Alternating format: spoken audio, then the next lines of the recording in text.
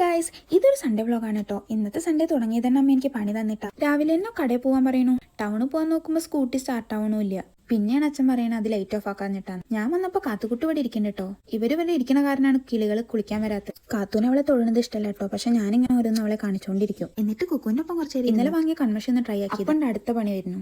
എന്നിട്ട് ഞാൻ ടൗണിൽ പോയിട്ടോ. പിന്നെ ഇവർക്ക് ഫുഡ് വാങ്ങാൻ വേണ്ടിയിട്ടാ പോയേ. വന്നപ്പോൾ എല്ലാവരും വെയിറ്റിംഗിലായിരുന്നു കേട്ടോ. ഇവനാണ് ഞങ്ങളുടെ ഏറ്റവും വലിയ പുള്ളി. 10 വയസ്സായി അവൻ. അത് കഴിഞ്ഞാൽ പിന്നെ നമ്മുടെ കുക്കാണ് കേട്ടോ. ഇവരെ പുറത്തു വിട്ട അവിടെ ആകെ പ്രശ്നവും. അതാ വിടാത്ത്. പിന്നെ ഇവനാണ് മുത്തു. അടിയൊക്കെ മേടിച്ചു വന്നിട്ടുണ്ട്. അവന്റെ മുഖത്തെ മുറിയൊക്കെ ഒന്ന് ഉണങ്ങി വരികയായിരുന്നു. ഇവന് കാലിന് എന്തോ പറ്റിയിട്ടോ, എന്താ അറിയില്ല. ഞാനുള്ളിൽ കയറിയപ്പോ കുക്കു വരുന്നു. അവൻ എന്നിട്ട് പുറത്തേക്ക് ചാടി ടെറസിന്റെ മുകളിൽ പോയിരുന്നു. അപ്പൊ അതാ എന്റെ പിന്നാലെ കരിമാൻ വരുന്നു.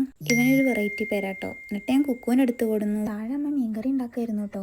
അപ്പൊ ഞാനൊന്ന് ഹെൽപ്പ് ചെയ്തു. എന്നിട്ട് ഞാൻ സിനിമ കണ്ടു. പിന്നെ ഇരുന്ന് ചോറുണ്ടു. പിന്നെ ഞാനിരുന്ന് സിനിമ കണ്ടിട്ട് അപ്പൊ നല്ല തന്നെ നോക്കി കണ്ടു. നൈസായിട്ടൊന്ന് ചീത്ത കിട്ടു. അപ്പോഴേക്കും എൻ്റെ ഒപ്പം വരെ ഇറങ്ങിയിട്ടു. അമ്മമ്മ അവിടെ നിന്ന് വിളക്ക് വെക്കായിരുന്നു. എന്നിട്ട് ഞങ്ങൾ ചായ ഉണ്ടാക്കാൻ പോന്നു. ബ്രെഡ് മാത്രമേ ഉള്ളൂ കേട്ടോ. ഒന്ന് ഹെവി ഒന്നുമില്ല. ഉച്ചയ്ക്ക് നല്ല ഹെവി ആയിരുന്നല്ലോ, അതുകൊണ്ടാ. എന്നിട്ട് ഇവർക്ക് കുറച്ച് നെയ്യ് കൊടുത്തിട്ടോ. ഇവിടെ പൂജിച്ചതാ. പ്രസാദമാകുമ്പോൾ വീട്ടിലെ എല്ലാ അംഗങ്ങളും ഒരേപോലെ കഴിക്കണ്ടേ.